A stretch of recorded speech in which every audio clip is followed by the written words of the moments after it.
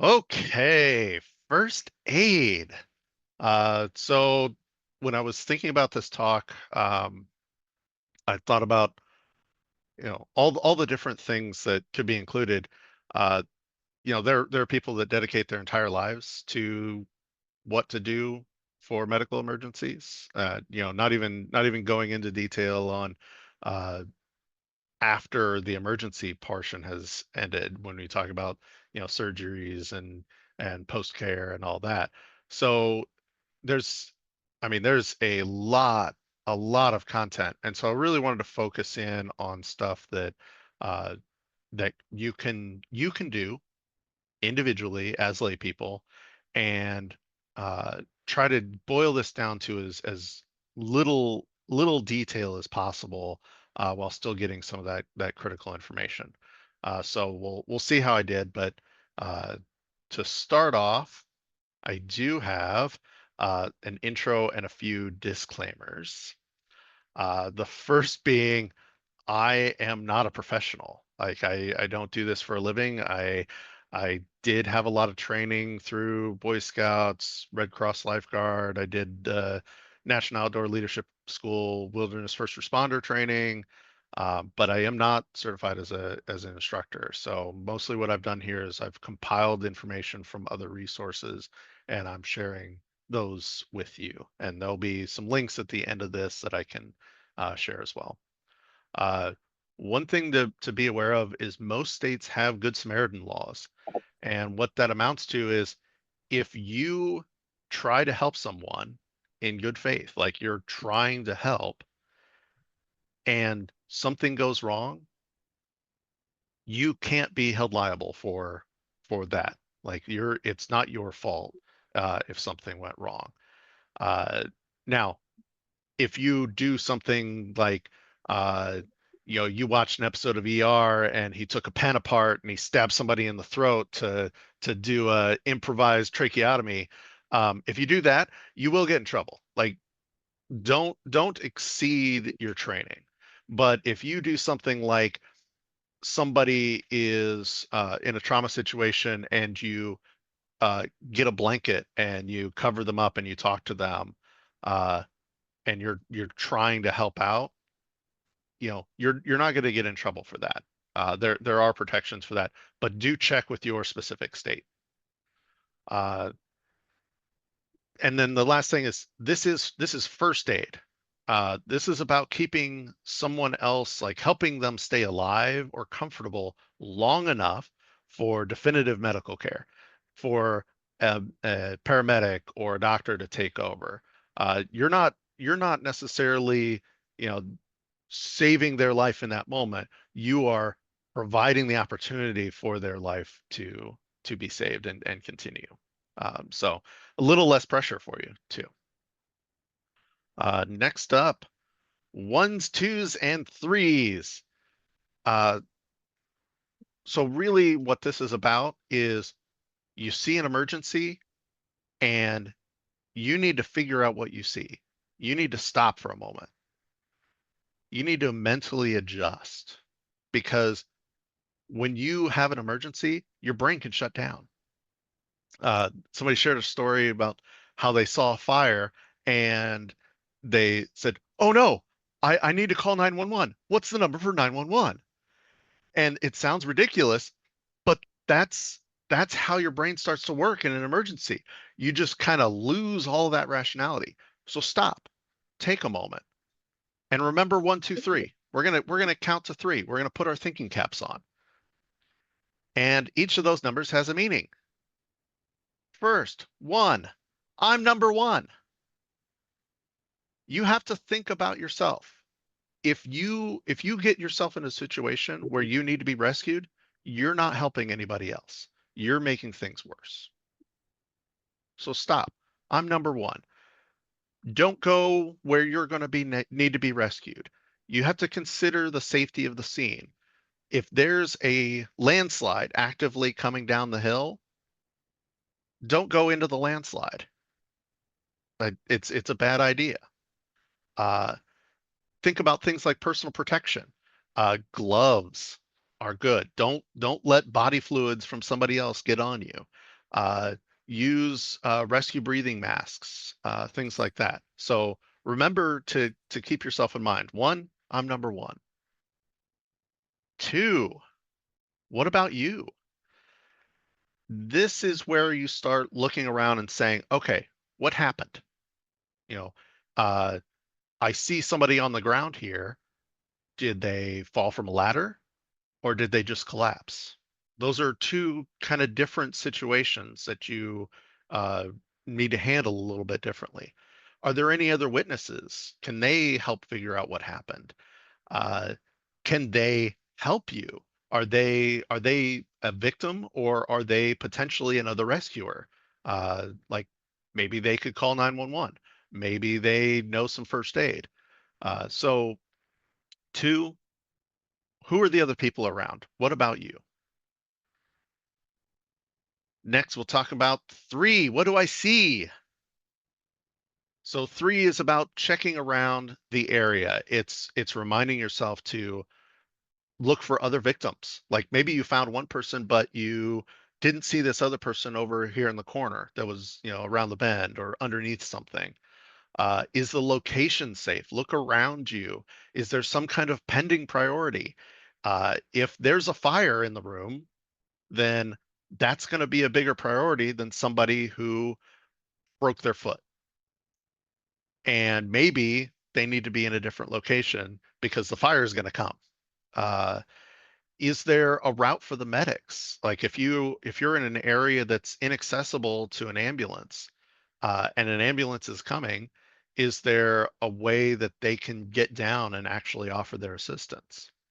And then this is also a chance to look for other medical issues that you didn't see before.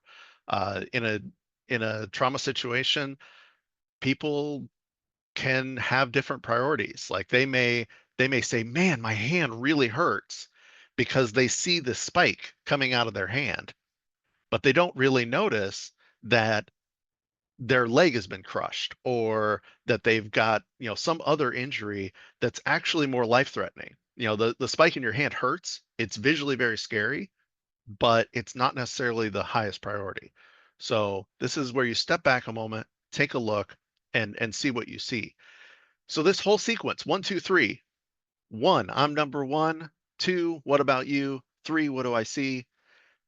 That's about 10 seconds. Okay, this isn't you're not spending a ton of time here. But if you go through that sequence, you give yourself a chance to kind of put that thinking cap on, start thinking a little bit rationally about what's going on, and be able to assess whether you need to call 911 at this point. Because if it's something that needs that definitive medical care, you need to kick that process off as quickly as possible. After you've done your 1, 2, 3s, what's the next thing you learn? ABCs. We're going to do ABCDEs. So the first thing that we're going to talk about for A is airway. And I have a picture here for the international sign of choking. If you don't have an airway, you won't live long. And so I have a short video to share. So let me swap that over.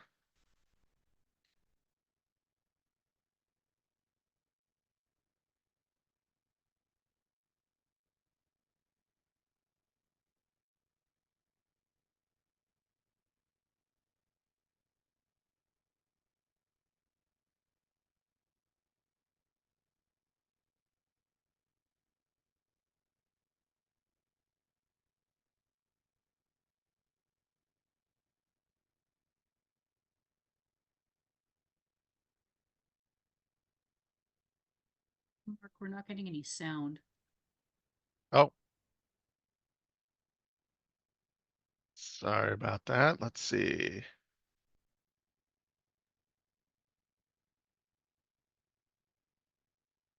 Okay. I'm not sure what's going on there. There's a checkbox in the sharing thing. You have to check if you want to share it with sound as well. Ah, that's right. There it is.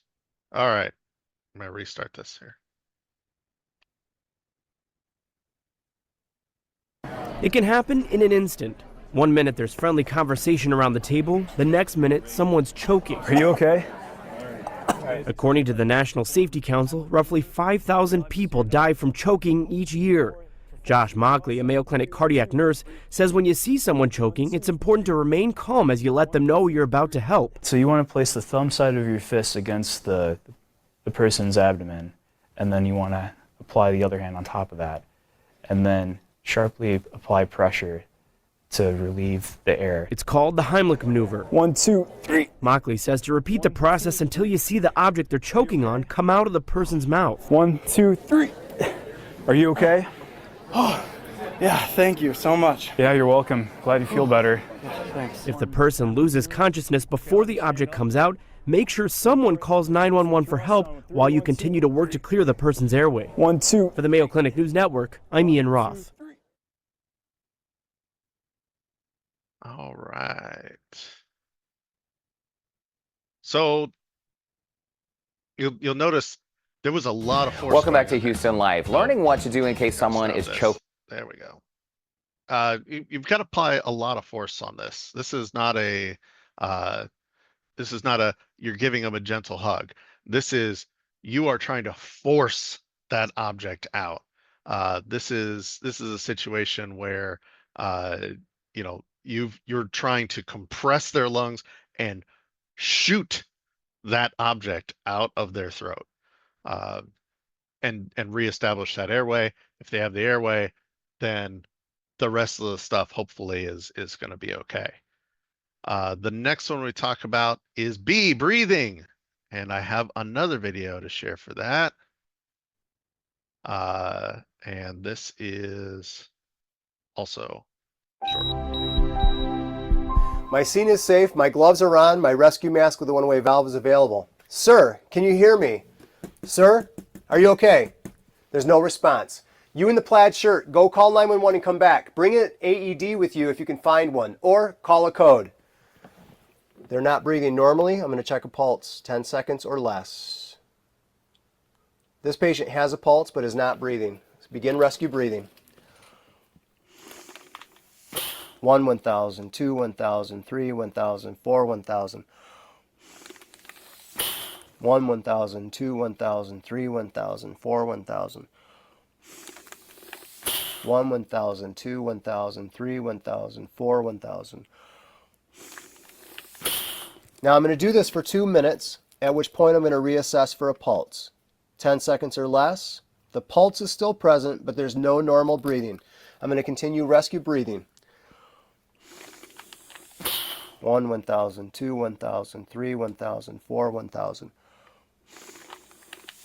1, 1,000, 2, 1,000, 3, 1,000, 4, 1,000. And I'm going to reassess again in 2 minutes.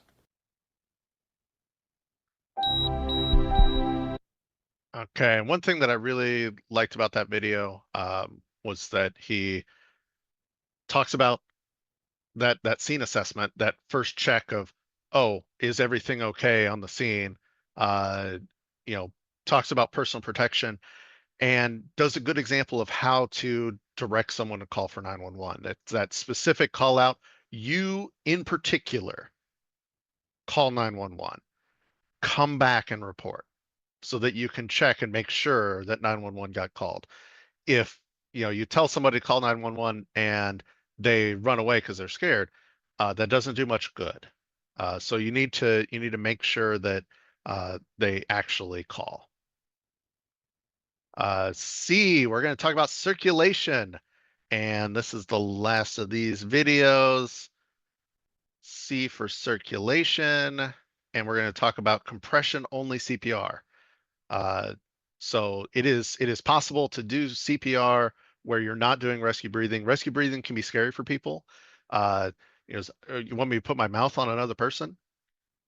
That can turn a lot of people off. There's some evidence that people will not perform CPR just because they don't feel comfortable doing the rescue breathing, where the compressions may actually help save someone's life. So the Red Cross has shared the compression only CPR as a as a viable option for helping save someone's life. So I have a short video on that. See a teen or adult suddenly collapse, it is important to act fast. Helping to save a life is easier than you might think. Just start hands-only CPR. The first step is to ask someone to call 911 and to get an AED, or call 911 yourself and put your phone on speaker mode so the operator can assist you. Then get directly over the victim. Put the heel of one hand in the center of the chest and put your other hand on top of the first. Then push hard and fast in the center of the chest until help arrives. It's important to push giving 100 to 120 compressions per minute, which is about the same tempo as the song Staying Alive, or the rate of music you're listening to right now. Let's hope you never have to use hands-only CPR, but know that CPR combined with using an AED provides the best chance of saving a life. If possible, use an AED every time you provide CPR.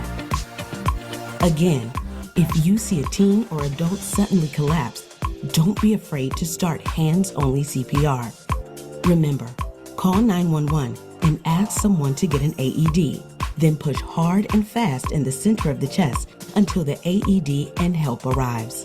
Your actions can help save a life.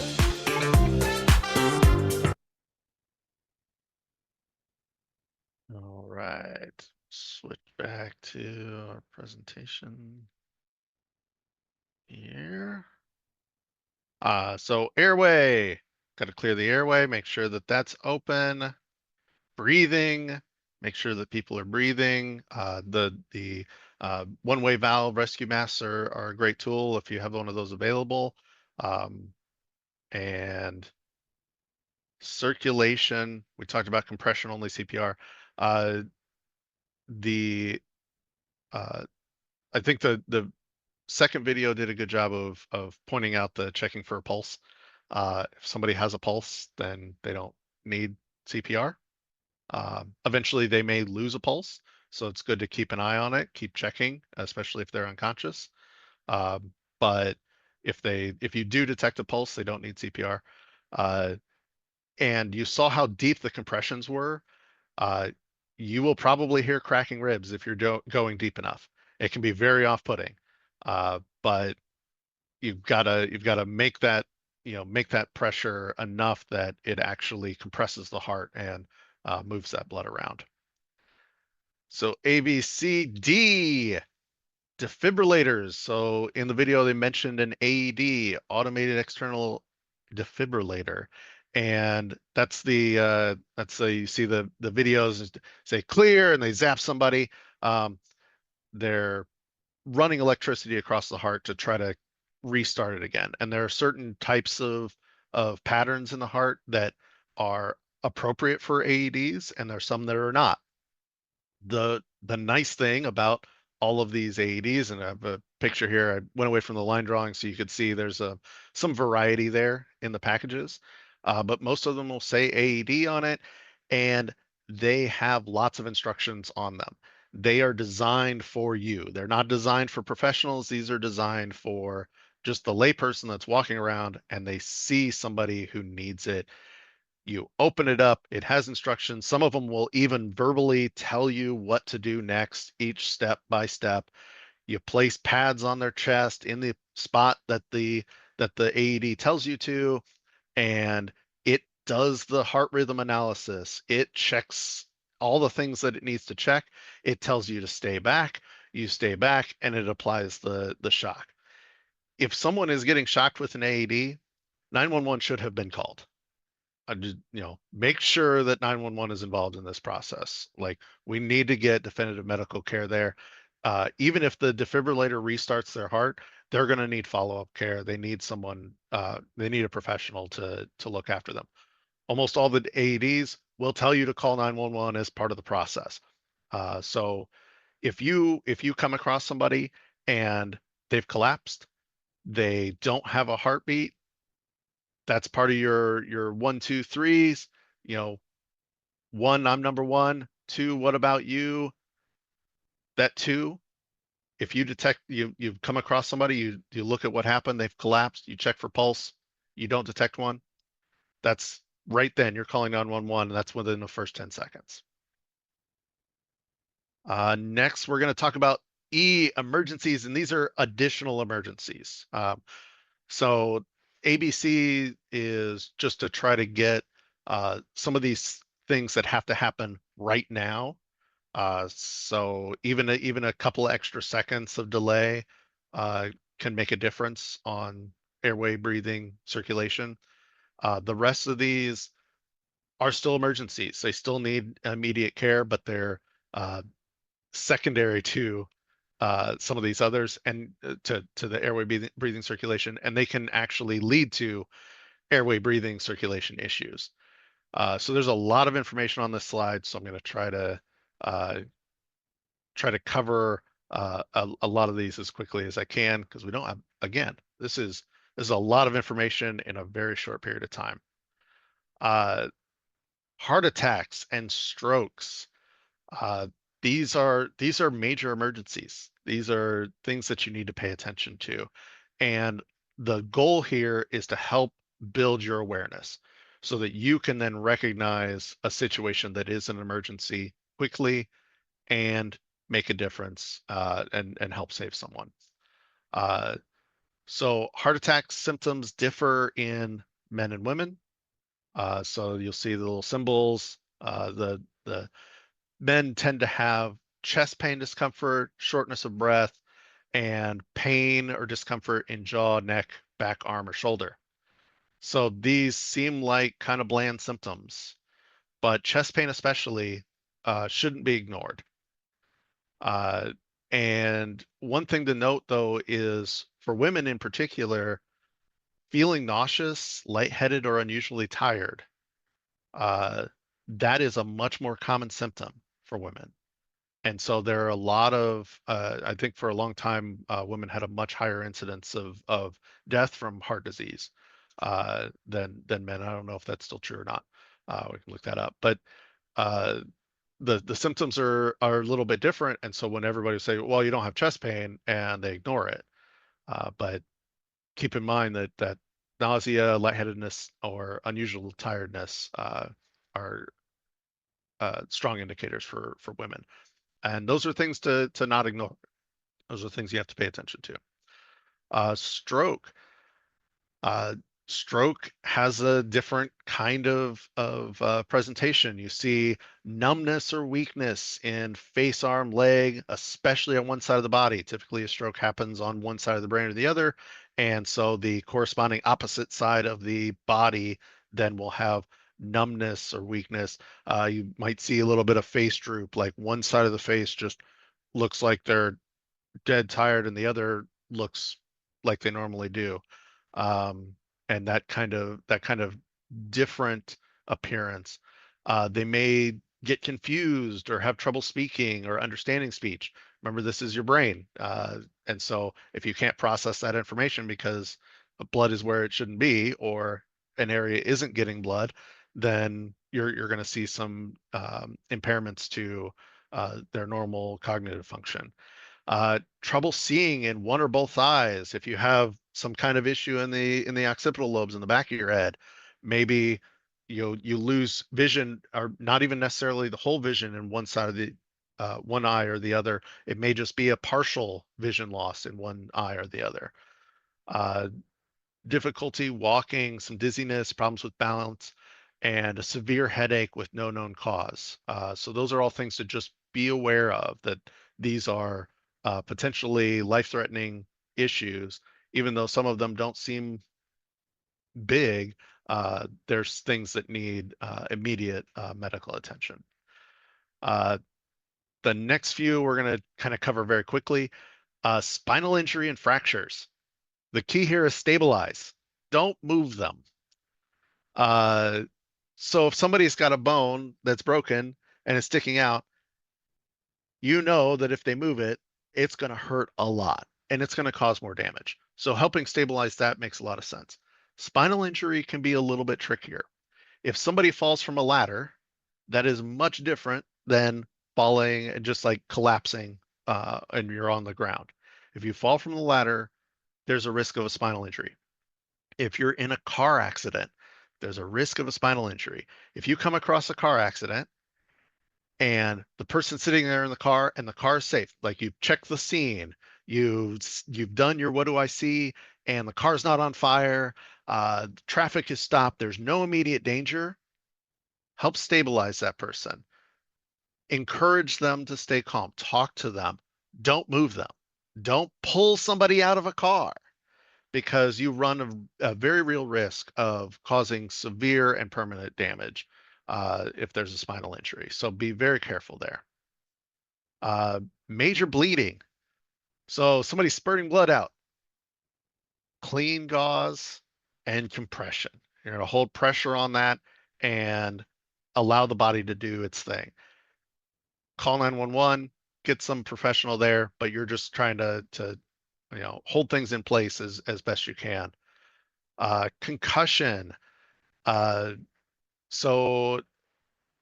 Concussion, you can see some similar kind of symptoms to stroke, where you see potentially some cognitive impairment, or maybe they pass out. If you pass out, call 911.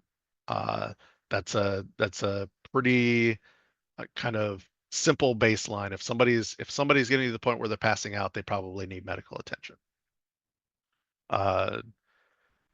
But with concussion, for things that you can do other than calling 911, try to keep them safe and comfortable. If they're kind of dizzy, help them sit down. They don't need to be walking around if they have a concussion. Help them sit down. Help them be in a safe and comfortable position. Thermal issues. This is both hot and cold. So hypothermia, getting your body too cold. See severe shivering, slurred speech or mumbling, slow, shallow breathing, weak pulse, clumsiness, drowsiness, confusion, memory loss, loss of consciousness, and in infants, bright red, cold skin. So if you see somebody that gets in water, it can potentially even be a hot day and you can have hypothermia. So this is just your body is getting too cold. So if you notice that somebody is either in a cold environment or they've been wet in particular, and you see some of these symptoms, might be good to call 911, providing shelter, protection, giving them a blanket, helping keep them comfortable. On the opposite end, heat stroke, getting too hot. It's a core body temperature of 104 degrees Fahrenheit. And that's the main sign. You'll see changes in mental behavior. Our brains have trouble functioning. In hot weather, your skin might feel hot and dry to the touch. But if you are exercising heavily, you may still be having profuse sweating, and you can still be having heat stroke. Maybe nausea, vomiting. Some of your organs start having some trouble there. Your skin might turn flushed. Rapid breathing. There are a lot of things to keep an eye on. Getting them some ice or some cool water that they can sip on their own. Don't try to force water down them.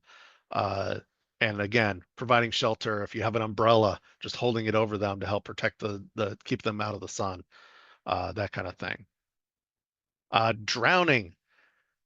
Signs of drowning can be a little different than maybe what you see in TV. If a person goes quiet, especially children, they might be drowning. They may not be, splashing around and making a whole lot of noise. Maybe they're just playing at that point. But if they start going quiet, that's not a good sign. If you see somebody just using their arms and they're perfectly upright in the water and they're not kicking with their legs, that's a strong sign of drowning. You see like maybe their hair is covering forehead or eyes, and head low in the water, head tilted back, mouth open.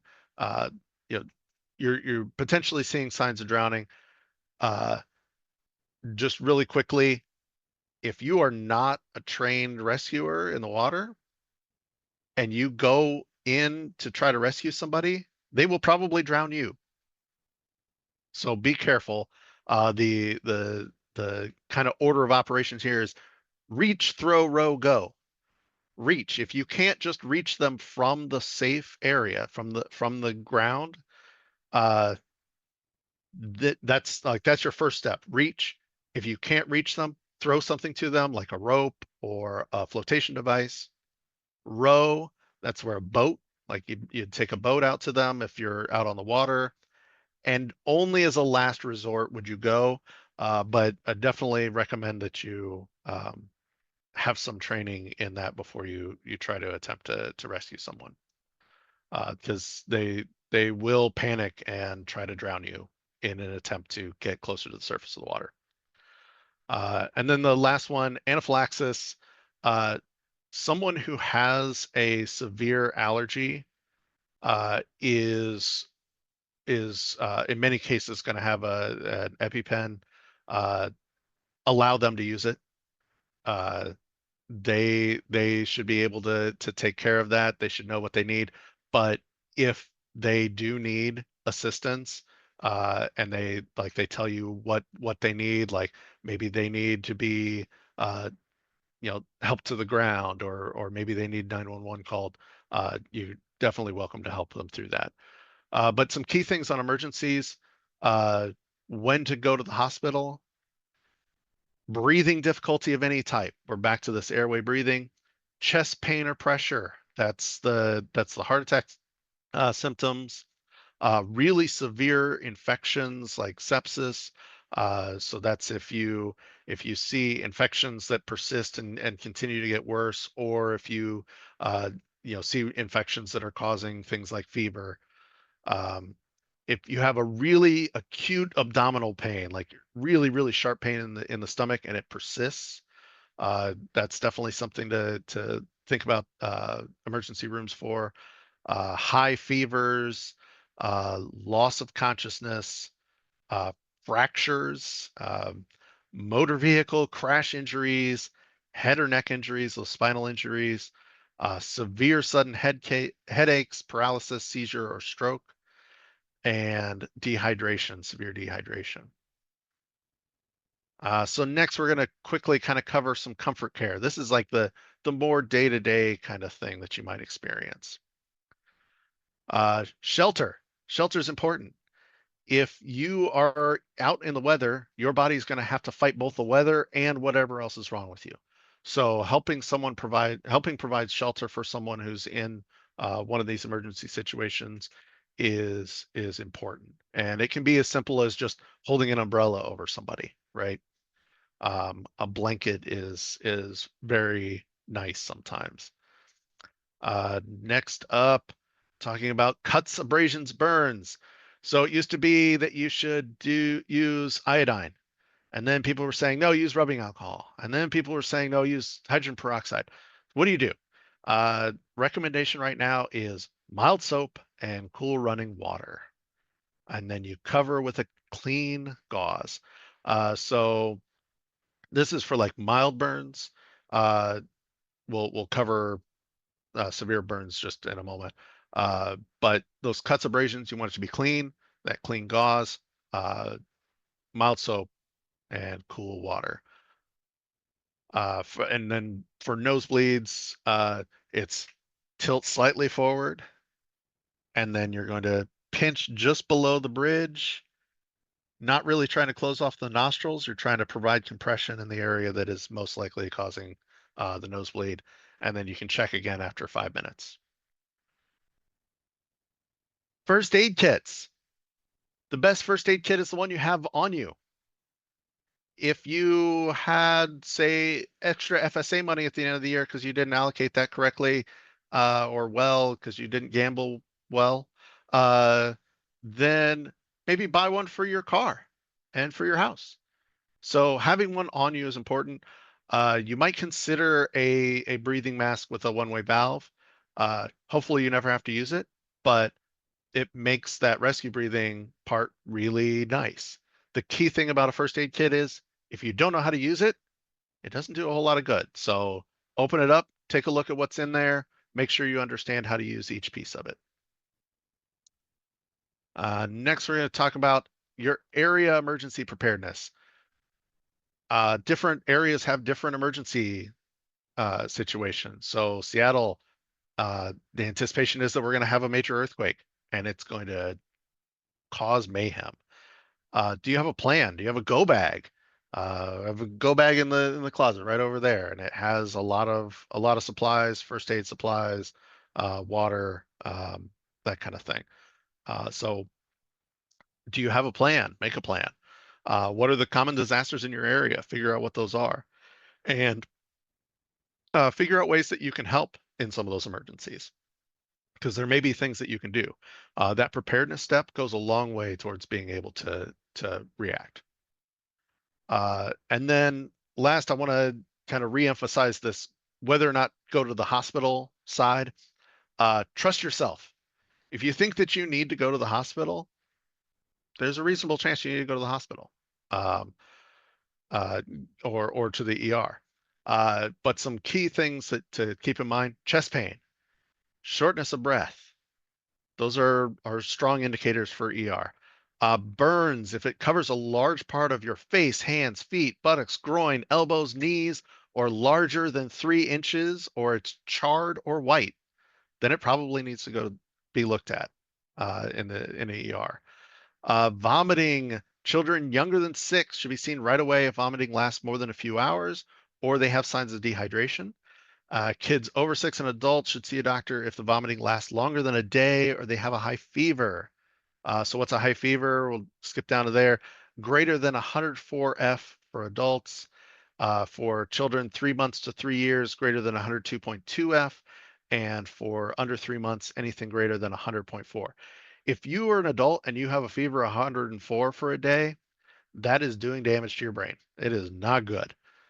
So definitely, don't just say, oh, my fever is 105 and it's been there for a day and a half. No, go to the ER, get looked at. You've got some troubles. Head injuries. If you pass out, go to the ER. If you have a seizure or a headache that won't go away, go to the ER. How deep is a deep cut? You know if it's a deep cut if it doesn't get played on the radio. No, if you are seeing yellow fatty layer beneath that first layer of skin, that's a deep cut. That needs to go be looked at. And if you have a sudden and intense, especially if it's sudden and intense, stomach pain, and your stomach pain lasts more than 30 minutes, probably a good idea to go get looked at. All right, ton of information. So what are the key takeaways? Don't make things worse. Put on your thinking cap. This is going to help separate you from the trauma. You're an outside observer to this. You are not a victim. Like, this is your chance to be this separate entity. You put on your first responder cap and you do 1, I'm number 1. 2, what about you? 3, what do I see? So you're not endangering yourself or those around you. You're not increasing the risk to victims. You're thinking and you're getting fast help. Assign someone to call 911. If there's no one else around, you calling 911 is the most important thing you can do. They're going to want to know where. If they don't know where, that doesn't help. So what do I see? Look around, look for landmarks, try to understand where you are so that you can direct that care. What's the issue? Did somebody fall from a ladder or did they just collapse? How many victims are there? Are there 3 other people around the corner that also have injuries? And then eventually they're going to want to know like ages and other details. So those are good things to have ready. Make sure that the call happened. That's critical. If you think that the call happened and it doesn't, you may be sitting there, trying to hold somebody together for hours and no help coming. That's not good. You personally can save someone's life. The first responder is the first person to respond. That might be you. You're kicking off a chain of care, and awareness is that first step. And so I know this is really fast. There's a lot of information, but just trying to give that little brain tickle when you see one of these things. Say, hey, I think I heard something about that. This is something that maybe needs extra attention. And a tiny dose of leadership can make all the difference. If you start to take charge and you start to instruct, like you do that, hey, you in particular in the plaid shirt, call 911 and report back. Just that little bit of leadership can help everybody else. Like, oh, wait a minute, we're thinking things here. We can process this a little differently. Let's not panic. Let's focus on what we can do. And consider getting certified. There are a lot of Red Cross classes out there. I have a couple of links, and I know that other organizations offer this, but Seattle Fire Department offers free compression-only CPR training. So don't let cost be an issue here for getting certified. And then I have a couple of references. Thank you so much for coming to the talk. Hopefully you learned a few things. Hopefully you remember 1, I'm number 1, 2, what about you? 3, what do I see? And then airway, breathing, circulation, defibrillators, and other emergencies. Good luck out there.